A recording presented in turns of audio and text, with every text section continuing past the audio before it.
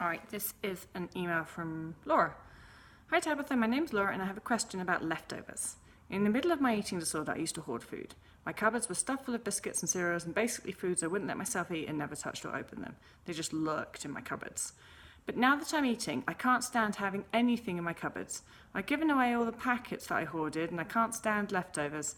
One of the things I've always genuinely loved doing before my eating disorder is providing meals or sweet treats for friends or struggling elderly friends.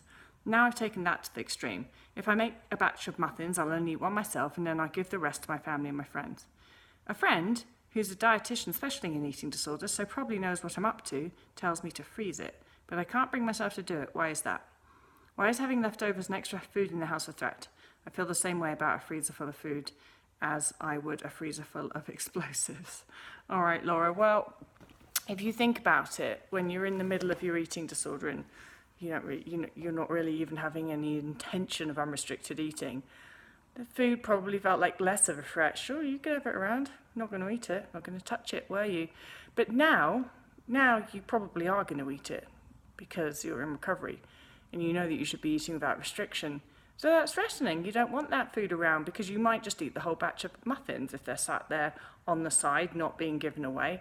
I wouldn't even say freeze it. I'd say let the stuff just sit there. You know what? A batch of muffins will last a while in, like, I don't know, an airproof container or something on the countertop. It's going to last a couple of days. But I bet that's really scary because you're like, it won't last a couple of days. I'll eat it all within the first day. It's okay.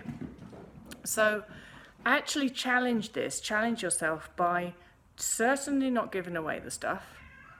Freeze it if it's getting to the point where it's not been eaten and it's going to go to waste if you don't freeze it. But certainly don't freeze food as a means of making it an extra step of, so I can't just eat this willy-nilly. I can't just sporadically decide I want another muffin. I'd have to plan it and I'd have to get it out the freezer and I'd have to defrost it. That adds a complication, doesn't it? Adds an extra step. And it means that you have to be eating very intentionally. You have to plan ahead and you can't just decide to eat more.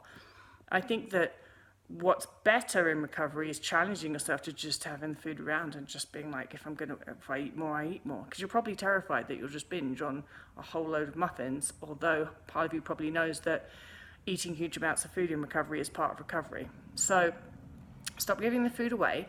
Oh, it's fine to make extra batches of food, I guess, for family and friends, as long as it's definitely something that you did do before your eating disorder, because many of us feed other people as part of our eating disorder. So check yourself that it's not that.